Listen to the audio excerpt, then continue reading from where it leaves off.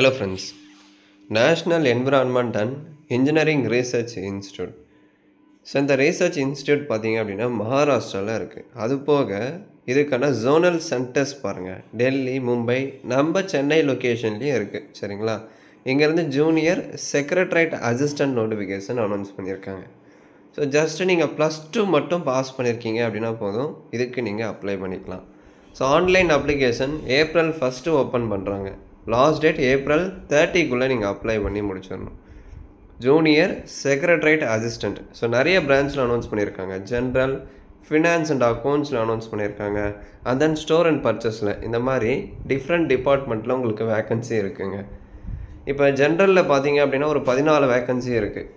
அதாவது ஒரு department wise உங்களுக்கு வேக்கன்சி கொடுத்துருக்காங்க. போஸ்டிங் காமன் தான், ஜூனியர் செக்ரட்டரியேட் அசிஸ்டண்ட் தான் போஸ்டிங் நேம் வந்து கொடுத்துருக்காங்க. பட் உங்களுக்கு டிபார்ட்மெண்ட் மாறும்.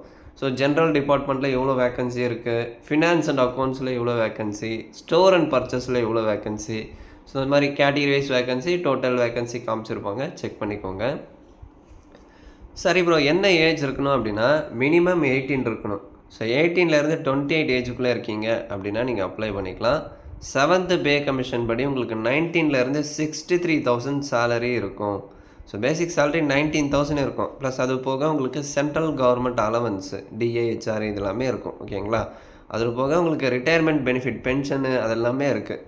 சென்ட்ரல் கவர்மெண்ட் ஜாபில், இப்போ சென்ட்ரல் கவர்மெண்ட் சைடில் ஜாப் செக்யூரிட்டிக்கு உங்களுக்கு பென்ஷனும் அனௌன்ஸ் பண்ணிட்டாங்க. ஸோ நல்ல வாய்ப்பை யூஸ் பண்ணிக்கோங்க. எசென்ஷியல் குவாலிஃபிகேஷன், ஸோ +2 பாஸ் பண்ணியிருக்கீங்க அப்படின்னா போதும், நீங்கள் அப்ளை பண்ணிக்கலாம். ப்ளஸ் டைப் ரைட்டிங் கண்டிப்பாக இருக்கணும். சிஸ்டமில் இங்கிலீஷில் நல்லா டைப் பண்ண தெரிஞ்சால் நீங்கள் அப்ளை பண்ணிக்கலாம். ஸோ அது ரொம்ப முக்கியம். ஓகேங்களா? ஸோ செக் பண்ணிக்கோங்க. சில பேர் 10th முடிச்சுட்டு டிப்ளமோ முடிச்சிருப்பாங்க. அந்த மாதிரி முடிச்சிருந்தா எலிஜிபிள் இல்லை. அவங்க என்ன சொல்கிறாங்க பாருங்கள், 10th முடிச்சுட்டு நீங்கள் +2 முடிச்சிருக்கீங்க அப்படின்னா அதை நாங்கள் அக்செப்ட் பண்ணுவோன்றதை டீட்டெயிலாக சொல்லிட்டாங்க. ஸோ +2 முடிச்சிருக்கணும். நீங்கள் +2 முடிச்சுட்டு டிப்ளமோ போயிருந்தாலும் ஓகே தான். +2 குவாலிஃபிகேஷனை வச்சு நீங்கள் ட்ரை பண்ணலாம். பட் 10th டிப்ளமோவை மட்டும் வச்சு நீங்கள் ட்ரை பண்ண முடியாது. ஓகேங்களா? ஸோ அதை நீங்கள் செக் பண்ணிக்கோங்க. செலெக்ஷன் ப்ராசஸ் எப்படி ப்ரோ இருக்கும் அப்படின்னா, இங்கே பாருங்கள், ரிட்டன் எக்ஸாம் இருக்கும். அடுத்து உங்களுக்கு கம்ப்யூட்டர் டைப் ரைட்டிங் டெஸ்ட் வந்து கண்டக்ட் பண்ணுவாங்க. அதாவது ப்ரொஃபிஷியன்சி டெஸ்ட் அப்படின்னு சொல்லுவாங்க. Written exam, proficiency test, document verification இருக்கும். இந்த ரிட்டன் எக்ஸாம் பார்த்தீங்க அப்படின்னா OMR பேஸ்டாக இருக்கும். அதாவது சிஸ்டமில் அப்ஜெக்டிவ் டைப் கொஷின்ஸ் தான். இங்கிலீஷ் கொஷின் பேப்பர் வந்து இங்கிலீஷ் அண்ட் ஹிந்தியில் இருக்கும். ஸோ ஹிந்தி வந்து ஆப்ஷனல் தான், கட்டாயம் இல்லை. இங்கிலீஷில் அட்டன் பண்ணலாம். எக்ஸாம் ஸ்டாண்டர்ட் வந்து +2 லெவலில் இருக்கும். ஸோ மொத்தம் 200 கொஷின் இருக்கும். 2.5 மணி நேரம் எக்ஸாம் வந்து கண்டக்ட் பண்ணுறாங்க. அதில் paper 1, paper 2 and then paper 1 and paper 2 வந்து கண்டக்ட் பண்ணுறாங்க. ஸோ பேப்பர் 1 பார்த்தீங்கன்னா மென்டல் எபிலிட்டி டெஸ்ட். இதிலேருந்து ஒரு 100 கொஷின், அதிகபட்சம் 200 மார்க். அதாவது ஒரு கொஷினுக்கு 1 மார்க். இதில் நெகட்டிவ் மார்க்கிங்லாம் இல்லை பேப்பர் 1ல். இந்த மென்டல் எபிலிட்டி டெஸ்ட்டில் general intelligence, aptitude, reasoning, problem solving இதெல்லாமே வரும். அடுத்து பேப்பர் 2 வந்து 60 நிமிஷம் தான் உங்களுக்கு. ஜென்ரல் அவேர்னஸ்லேருந்து ஒரு 50 கொஷின், இங்கிலீஷ்லேருந்து ஒரு 50 கொஷின். ஸோ மொத்தம் 100 கொஷின், அதிகபட்சம் 150 மார்க்கு எக்ஸாம் இருக்கும். அதாவது ஒரு கொஷினுக்கு 3 மார்க்.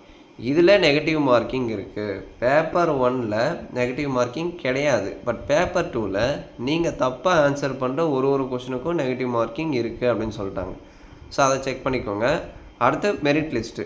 இந்த ரிட்டன் எக்ஸாம் பேப்பர் 2ல் நீங்கள் எடுத்த ஸ்கோரை பேஸ் பண்ணி டைப் ரைட்டிங் டெஸ்ட்டுக்கு வந்து கால்ஃபர் பண்ணுவாங்க. ஸோ அதை பேஸ் பண்ணி இந்த பேப்பர் 2 CBTயில் paper 1, paper 2 plus typing test இதெல்லாம் பேஸ் பண்ணி ஃபைனல் மெரிட் லிஸ்ட் வந்து ரெடி பண்ணுவாங்க ஃப்ரெண்ட்ஸ். ஸோ மினிமம் குவாலிஃபிகேஷன் எல்லாத்துக்கும் காமன் தான், +2 தான். ஸோ நல்ல வாய்ப்பு, இதை நீங்கள் பயன்படுத்திக்கோங்க. ரிசர்ச் சென்டர் சென்னையிலையும் இருக்குது. சென்னையில் வேக்கன்சி இருந்தால் சென்னையிலையும் வந்து போஸ்டிங் போடுறதுக்கான வாய்ப்பு இருக்குது. ஓகேங்களா? சரி ப்ரோ, சிலபஸ் எங்கே அப்படின்னா, சிலபஸ் உங்களுக்கு நோட்டிஃபிகேஷனில் இருக்கும். ஒரு வேளை சிலபஸ் இல்லை அப்படின்னா அதை நம்ம டெலகிராம் சேனலில் ஷேர் பண்ணுறேன். டெலகிராம் சேனல் லிங்க் டிஸ்கிரிப்ஷனில் இருக்குது. ஜாயின் பண்ணி டவுன்லோட் பண்ணிக்கோங்க. ஏஜ் ரிலாக்ஸேஷன் கொடுத்துருக்காங்க. அதாவது 18லேருந்து 28 வயசுக்குள்ளேருந்து அப்ளை பண்ணிக்கலாம். அது ஜென்ரல் கேட்டகரிக்கு. உங்களுக்கு 28 வயசுக்கு மேலே ஏஜ் பார் ஆகிடுச்சு அப்படின்னா SC STக்கு 5 இயர்ஸ் இருக்குது, OBCக்கு 3 இயர்ஸ் இருக்குது. இந்த ரிலாக்ஸேஷன் யூஸ் பண்ணி நீங்கள் அப்ளை பண்ணிக்கலாம். ஓகேங்களா? அடுத்து ரொம்ப முக்கியம், அப்ளிகேஷன் ஃபீஸ் ரொம்ப அதிகமாக இருக்குது. 500 rupees கொடுத்துருக்காங்க. இதில் ஜிஎஸ்டி அதெல்லாம் இருக்கான்னு தெரியல.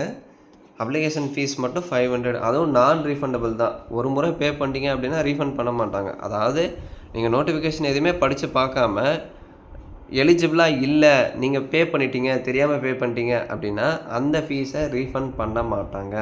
ஸோ நோட்டிஃபிகேஷன் டெலகிராம் சேனலில் ஷேர் பண்ணுறேன், டவுன்லோட் பண்ணி அதுக்கு நீங்கள் எலிஜிபிளாக இருக்கீங்களா அது எல்லாமே நீங்கள் கம்ப்ளீட்டாக படித்து பார்த்துட்டு விருப்பமாக இருந்தால் மட்டும் அப்ளிகேஷன் ஃபீஸ் பே பண்ணி ஆன்லைனில் அப்ளை பண்ணுங்கள். ஒரு தடவை ஃபீஸ் பே பண்ணிங்கன்னா ரீஃபண்ட் பண்ண மாட்டாங்க, அதையும் நான் சொல்லிட்டேன். ஓகேங்களா? டிடி எடுத்து பே பண்ணலாம், போஸ்டல் ஆர்டர் மூலிமா பே பண்ணலாம். அதாவது இந்த டிடி செலானு போஸ்டல் ஆர்டர் மூலிமா பே பண்ணுறதுக்கு no other mode of payment is allowed. ஓகேங்களா? அதாவது இந்த மோடில் வந்து நீங்கள் பே பண்ண முடியாது. இந்த போஸ்டல் ஆர்டர் மூலிமா செலான் எடுத்து பே பண்ணுறது, டிடி எடுத்து பே பண்ணுறது அந்த மாதிரிலாம் இல்லை. எஸ்பிஐ பேமெண்ட் லிங்க் இருக்கும் ஆன்லைனில், அதுக்குள்ளே போய்ட்டு தான் நீங்கள் பேமெண்ட் பண்ணுற மாதிரி இருக்கும். போஸ்ட் ஆஃபீஸ் மூலிமாலாம் நீங்கள் பே பண்ண முடியாது. நீங்கள் எஸ்சி எஸ்டி பிடபிள்யூடி எக்ஸர்விஸ்மேனாக இருக்கீங்க அப்படின்னா ஃபீஸ் இல்லை, ஃப்ரீயாகவே நீங்கள் அப்ளை பண்ணிக்கலாம். ஸோ நல்ல வாய்ப்பு பயன்படுத்திக்கோங்க. மேற்கொண்டு உங்களுக்கு ஏதாச்சும் டவுட் இருக்குது அப்படின்னா கமெண்ட் செக்ஷனில் கேளுங்க.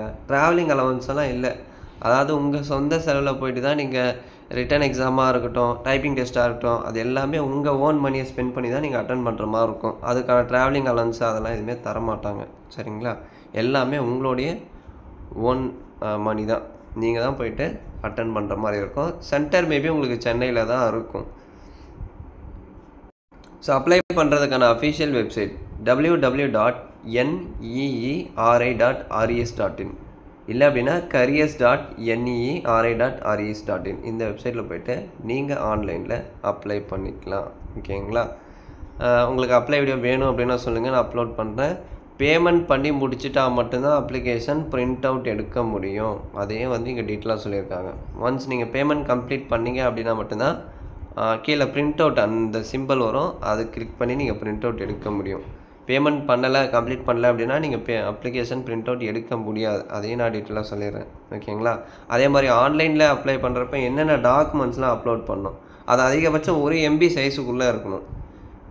உங்கள் டேட் ஆஃப் பர்த் ப்ரூஃபுக்கு பர்த் சர்டிஃபிகேட் கேட்டிருக்காங்க. இல்லை அப்படின்னா நீங்கள் 10th மார்க் ஷீட் இல்லைனா +2 மார்க் ஷீட் வந்து காட்டிக்கலாம். அடுத்து உங்கள் 10th mark sheet, 12th mark sheet, diploma முடிச்சிருந்தீங்கன்னா அதுக்கான சர்டிஃபிகேட்டு.